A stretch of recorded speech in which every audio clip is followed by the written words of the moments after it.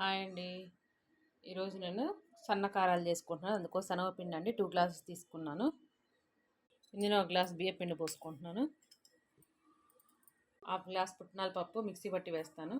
Mixie పట్టి వేసేసుకుంటున్నానండి. ఇందులో ఉప్పు కారం వేసేసుకుందాం తగినంత, మీకు ఎంత కావాలంత.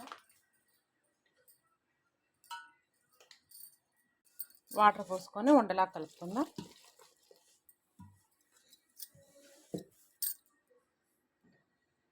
పిండి బిసికేసుకున్నా అండి. ఇలా సన్నది కారపూస ఉంటుంది కానీ దాంట్లో వేసి ఒత్తుకుందాం. ఇలా ముద్ద చేసుకొని దీంట్లో పెట్టేసుకుందామండి.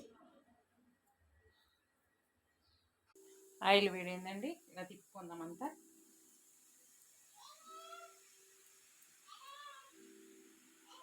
ఇక సన్న కారాలను తొందరగా కూడా ఫ్రై అయిపోతాయండి. సన్న కారపూస రెడీ అయిపోయింది. సన్న మిక్చరు చాలా